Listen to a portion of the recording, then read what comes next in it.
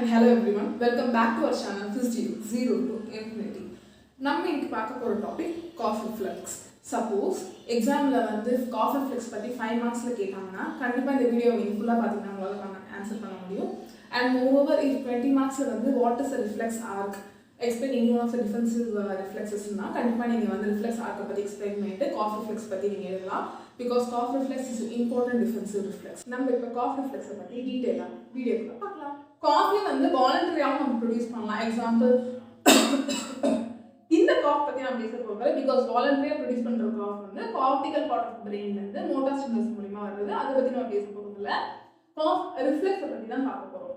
So இந்த cough reflex வந்து ஏன் ஒரு இம்பார்ட்டன்ட் டிஃபென்சிவ் ரிஃப்ளெக்ஸ் அப்படினா அது வந்து நம்ம ஏர்வேல எனி பார்ட்டிகுலேட் மேட்டர், அதாவது இது தூசியா இருக்கலாம் இல்லனா வந்து எனி அதர் பேத்தோஜனா இருக்கலாம், அது கிட்ட இருந்து கிளியர் பண்றது மட்டும் இல்லாம சில கேसेसல வந்துட்டு மியூக்கஸ் வந்து எக்ஸஸா செக்ரீட் ஆகும். எக்ஸாம்பிள் நிமோனியா, அந்த மாதிரி கேஸ்லயும் வந்து மியூக்கஸ் கிளியர் பண்றதுக்கும் சில டைம்ஸ் மியூக்கஸ் வந்து நார்மலா இருந்தாலும் அதை கிளியர் பண்ற நம்மளோட மியூக்கோசிலியரி ஆக்ஷன் வந்து கம்மியா இருக்கும். எக்ஸாம்பிள் சிஸ்டிக் ஃபைப்ரோசிஸ், இந்த மாதிரியான கண்டிஷன்லயும் மியூக்கஸை கிளியர் பண்றதுக்கு காஃப் ரிஃப்ளெக்ஸ் தான் ஹெல்ப்ஃபுல்லா இருக்கு. நான் ஏற்கனவே சொன்ன மாதிரி ரிஃப்ளெக்ஸ் வரும்போது மெயினா 5 பார்ட் இருக்கும். அதனால என்னன்னா ரிசெப்டார்ஸ் இதுதான் வந்து மெயினா எந்த சேஞ்சஸ்னாலுமே வந்து டிடெக்ட் பண்ணி ஒரு அஃபரண்ட் நர்வ் மூலமா, அஃபரண்ட் நர்வ் வந்து இங்க சென்சரி நர்வ் மூலமா பிரெயின்ல இருக்கிற அதுக்கு உட்பட்ட சென்டருக்கு வந்து இன்ஃபர்மேஷனை கொடுக்கும். இங்க வந்து காஃப் சென்டர், இந்த காஃப் சென்டர் ஒரு எஃபரண்ட் நர்வ் மூலமா, அதாவது மோட்டார் நர்வ் மூலமா எஃபெக்டார் ஆர்கன் ஆர் மசில வந்து ரீச் ஆகி இன்ஃபர்மேஷனை கொடுக்கும். ஆர்கன் ஆர் மசில் இதை ரீச் பண்ணி இந்த ஆக்ஷனை பண்ணனு அது வந்து ஸ்டிமுலஸ் கொடுக்கும். இப்போ நம்ம காஃப் ரிஃப்ளெக்ஸை பத்தி எடுத்துக்கிட்டோம்னா அதோட ரிசெப்டார் வந்து எல்லா இடத்துலையுமே இருக்கும். அதாவது ட்ரக்கியா, அப்புறம் ப்ராங்கை டிவைட் ஆகிற இடத்துல, அப்புறம் டிஸ்டல் ஏர்வேஸ், எல்லா ஏர்வேஸ்லையுமே வந்து இந்த ரிசெப்டார்ஸ் இருக்கும். இந்த receptors both mechanical and chemical stimulus ரெண்டுத்தையுமே வந்து டிடெக்ட் பண்ணி இன்ஃபர்மேஷன் கொடுக்கும். எக்ஸாம்பிள் இப்போ நம்ம ரொம்ப சிரிச்சோம்னு வச்சுக்கோங்க, நமக்கு திடீர்னு காஃப் வரும். ஏன் வருது அப்படின்னு சொன்னா நம்ம லங்ஸ் வந்து ரொம்ப இன்ஃப்ளேட் ஆகி அந்த பிசிக்கலா டீஃபார்ம் ஆகுது. அந்த மெக்கானிக்கல் ஸ்டிமுலஸ் வந்து இது பிரெயினுக்கு வந்து இன்ஃபர்மேஷன் கொடுக்கறதுனால. இன்னும் சில கேசஸ்ல வந்து ஏதோ ஒரு டச் பண்ணது, எக்ஸாம்பிள் நீ மாஸ் ஆர் டியூமர் பிரசன்டா இருக்கு, அது வந்து இந்த ஏர்வேஸை டச் பண்ணதுனாலுமே வந்து இது ஸ்டிமுலஸ் இருக்கும். கெமிக்கல் அப்படின்னு சொன்னா நம்ம படுத்துட்டு ஏதாவது தண்ணி குடிக்கணும், இல்லைன்னா வந்து நம்ம எதுக்கழிக்கும் போது ஏதாவது ஸ்டொமக்ல இருந்து ஃப்ளூயிட் வந்து நம்ம ஏர்வேஸ்குள்ள போயிடுச்சு இரிட்டேட் பண்ணுது, அந்த மாதிரியான கெமிக்கல் ஸ்டிமுலஸையும் வந்து இந்த ரிசெப்டார்ஸ் வந்து டிடெக்ட் பண்ணி அஃபரண்ட் நர்வ் மூலமா, இங்க வந்து அஃபரண்ட் நர்வ் யாருன்னா வேகஸ் நர்வ், இந்த வேகஸ் நர்வ் மூலமா பிரெயின்ல இருக்கிற காஃப் சென்டருக்கு சிக்னல்.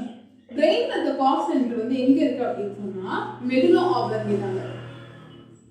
இந்த மெடுலா ஆப்லங்கேட்டால இருக்கிற ரெண்டு main nucleus ambiguus and nucleus retroambiguus, இந்த ரெண்டு நியூக்ளியஸ் வேகஸ் நர்வ் மூலமாவும் ஃப்ரெனிக் அண்ட் ஸ்பைனல் நர்வ்ஸ் மூலமாவும் கீழே இருக்கிற கிளாட்டஸ்க்கு, வேகஸ் வந்து மெயினா கிளாட்டஸ் ஸ்டிமுலேட் பண்ணும். ஃப்ரெனிக் அண்ட் ஸ்பைனல் நர்வ்ஸ் வந்துட்டு ரெஸ்பிரேட்டரி மசில்ஸ் ஆன intercostal muscles, external and internal, அதுக்கப்புறம் வந்து டயஃப்ராம்ஸ்ல வந்துட்டு அது வந்து ரெக்ரூட் பண்ணும். யூசுவலா கிளாட்டஸ்ல வந்து க்ளோஸ் பண்ணுறது வேகஸ் நர்வும், இது ரெக்ரூட் பண்றதுக்கு இந்த நர்வ்ஸ் யூஸ் பண்ணும். இப்போ இதுல நடக்கிற ஈவெண்ட்ஸ் என்னன்னு பார்ப்போம், அதை எப்படி கிளாஸிஃபை பண்றாங்கன்னு பார்ப்போம். காஃப் அப்ப நடக்கிற ஈவெண்ட்ஸை இன்ஸ்பிரேட்டரி, கம்ப்ரெஷன், எக்ஸ்பிரேட்டரி 3 ஃபேஸா பிரிக்கிறாங்க. இந்த இன்ஸ்பிரேட்டரி ஃபேஸ்ல வந்து நம்ம என்ன பண்ணோம்னா காற்றை வந்து இன்ஹேல் பண்ணுவோம். இந்த டைம்ல நம்மளோட தொராக்ஸ் விரிவடைஞ்சு நம்மளோட ரெஸ்பிரேட்டரி மசில்ஸ் எல்லாமே லென்தன்ட் பொசிஷன்ல இருக்கும். இந்த லென்தனிங் வந்து ஒரு இம்பார்ட்டன்ட்டான விஷயம். ஏன் இம்பார்ட்டன்ட்ன்றதை வந்து நம்ம 3வது ஃபேஸ்ல பார்ப்போம். இந்த இன்ஸ்பிரேஷன் ஃபேஸ் முடிஞ்சதுமே கம்ப்ரெஷன் ஃபேஸ்ல என்ன ஆகும்னா எஃபரண்ட் நர்வ் மூலமா கிளாட்டஸ் வந்து க்ளோஸ் ஆயிடும். ஜஸ்ட் 0.2 செகண்ட்ஸ் மூலமா. ஸோ இந்த வேகஸ் நர்வ் கிளாட்டஸ் வந்து க்ளோஸ் பண்ணணும். இந்த ப்ரெஷர் குக்கர்ல வந்து எப்படி வந்து காற்று இருந்து அது வெளில போகாத முடியாத மாதிரி அந்த விசில போட்டு மூடுவோம் இல்லையா, அந்த விசில் மாதிரி கிளாட்டஸ் வச்சுக்கணும். அப்படி பண்ணது எப்படி வந்து ப்ரெஷர் பில்டப் ஆகுதோ அதே மாதிரி நம்மளோட இன்ட்ராதொராசிக் ப்ரெஷர் வந்து இன்க்ரீஸ் ஆகும். ஸோ இந்த அளவுக்கு ப்ரெஷருடைய காற்று ஒன்ஸ் இந்த கிளாட்டஸ் வந்து ஓப்பன் ஆனதோ அவ்வளோ ஃபோர்ஸோட வெளியில போகும். அந்த அளவுக்கு ஃபோர்ஸோட மியூக்கஸோட வெளியில போகும்போது தான் நம்ம ஏர்வேஸ்ல இருக்கிற மியூக்கஸ் வந்து அதால கிளியர் பண்ண முடியுது. இப்போ நான் சொன்னேன் ஏன் ரெஸ்பிரேட்டரி லென்த்தனிங் முக்கியம்னா, எப்பயுமே மசிலுக்கு வந்து ஒரு எலாஸ்டிக் ப்ராப்பர்ட்டி உண்டு. எப்படி ஒரு ரப்பர் பேண்டை வந்து நம்ம எந்த அளவுக்கு வேகமா அதை டிஃபார்ம் பண்றோமோ, எந்த அளவுக்கு அதை லென்த்தன் பண்றோமோ, அந்த அளவுக்கு ஃபோர்ஸ்ஃபுல்லா கண்ட்ராக்ட் பண்ணி அது வந்து ரிவர்ஸ் ஆகுமோ, அதே மாதிரி ரெஸ்பிரேட்டரி மசில்ஸும் வந்து நல்லா ஸ்ட்ரெச் ஆகும்போது ஃபோர்ஸ் ஆஃப் கண்ட்ராக்ஷனும் வந்து அதிகமாக இருக்கும். ஸோ அப்படிதான் வந்து கலெக்ட் ஆகிற மியூக்கஸ் எல்லாம் அதால வந்து கிளியர் பண்ணும்.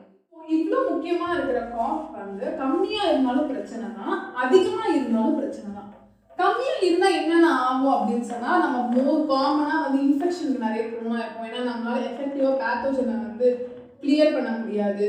ஸோ வந்து இன்ஃபெக்ஷன் வந்து நமக்கு ரொம்ப ப்ராமினெண்டா இருக்கும்.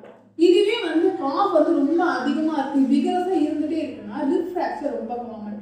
யாருக்கு ரொம்ப காமன் அப்படின்னு பார்த்தோம்னா, ஆஸ்டியோபோரோடிக் சேஞ்சஸ் இருக்கிறவங்களுக்கு, போன் வந்து வீக்கா இருக்கிறவங்களுக்கு, ஸோ அவங்களுக்குலாம் வந்து 5th to 7th ரிப் வந்து ஃப்ராக்சர் ஆகிறதுக்கான வாய்ப்புகள் ரொம்ப அதிகம் இருக்கு. அது மட்டும் இல்லாமல் யூரினரி இன்கான்டினன்ஸ் வந்து அப்டாமினல் ப்ரெஷர் வந்து இன்க்ரீஸ் ஆகும் நம்ம காஃப் பண்ணும்போது, அதனால யூரினரி இன்கான்டினன்ஸ் வரும். ஸோ இது வந்து யாருக்கு ரொம்ப காமன் அப்படின்னு சொன்னால் டியூமர் இருக்கவங்களுக்கு. ஏன்னா கான்ஸ்டன்ட்டாக அது ஒரு மெக்கானிக்கல் ஸ்டிமுலஸ் வந்து கொடுத்துட்டே இருக்கும், அதனால காஃப் வந்துட்டே இருக்கும். இன்னொன்று வந்து லாரிஞ்சியல் நர்வ், இது வந்து sensory nerve branch of vagus nerve. இந்த நர்வோட சென்சரி நியூரோபத்தியாலையும் வந்து க்ரானிக்காக காஃப் ஜென்ரேட் ஆகிட்டே இருக்கும். So that's all about cough reflex. நம்ம காஃப் ரிஃப்ளெக்ஸோட காம்போனன்ட்ஸ் அண்ட் ஈவெண்ட்ஸ் அண்ட் கம்மியாக இருந்த என்ன ப்ராப்ளம், அதிகமாக இருந்த என்ன ப்ராப்ளம், என்னென்ன கண்டிஷன்ஸில் வரும், அதெல்லாமே நம்ம பார்த்துருக்கோம். So if you need the video in English, then அதோட லிங்க் வந்து நான் டிஸ்கிரிப்ஷன் பாக்ஸில் போடுறேன். அண்ட் இந்த காஃப் ரிஃப்ளெக்ஸோட நோட்ஸ் வேணும்னாலும் இந்த இமெயில் ஐடிக்கு நீங்கள் வந்து மெயில் பண்ணிங்கன்னா we will able to send you the notes. If you like this video, மறக்காம லைக் பண்ணுங்க, share with your friends, and please subscribe for more interesting topics like this.